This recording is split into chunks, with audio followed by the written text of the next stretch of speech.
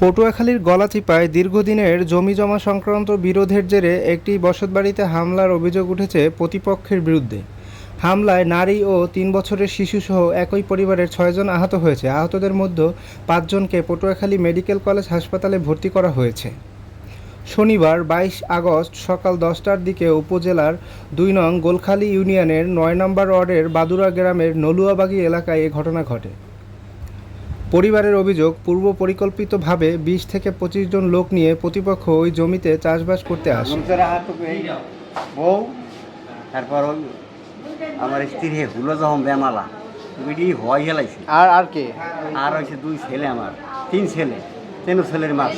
আমি কিছু না পাইতে আমি নেব না, আর যে পাই আমার দিয়ে। আপনার শালা সমুদ্রের নাম বলেন? হাবিব ডালি, মকসিদ ডালি, কামাল, আর ঢাকো পোলা আছে দুগ্ধ সাইফুল, আর ওই যে ইয়া তোহাজ্জেল। এরা আপনার সম্পর্কে কি হয়? এর সম্পর্কে শালা সুমন্দি হাল করতে হো। আচ্ছা, আমরা টাকা জমি সালিশিরা আমরা আদালত করছি। আদালতে কইছে তোমরা আসতে দিনের মধ্যে সালিশি বাড়িতে আগামী জিনিসে আবার তা সালিশি হারা করবে। আদালত করছেন কাদের বিরুদ্ধে? কারা? এরা কারা? আমার ভাই, আপন ভাই। নাম কি? মকসুদ, হাবিব, সাইফুল, কামাল, তো কামাল, হাবিব, মকসুদ, হাবিব, কামাল, সাইফুল, তোহাজ্জেল। এরা বউটি রই আমরা এই বাড়তে কান্দিতে বই আমাকে বাড়তে বই বেড়েছি। এবার আমি গেছি বেড়া তোরা রুশ নে সালিশ নে তোরা তোরা রুশ নে তোরা বাইর যা আমার হাতের করে গাড়ি গিয়েছে। এটা কে বলছে চকুড়াই দেবে? আমার ভাই। নাম কি ওনার? হাবিব। তারপর এরপরে লাড়ি উড়িয়ে দেবে করে রাখে আমার ওই বউ ধরছে।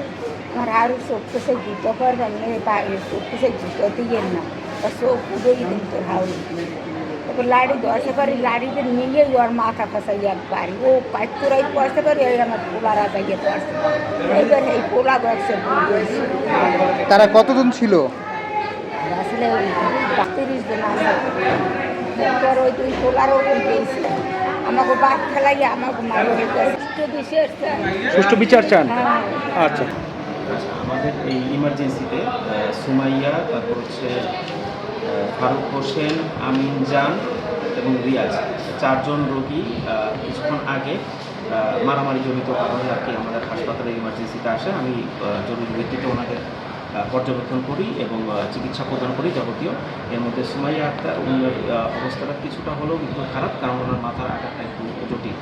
তো ওনার হয়তো সিটি স্ক্যানটা লাগবে, আমরা সিটি স্ক্যান করার জন্য দিয়েছি এবং 4 জনকে ভর্তি করেছি।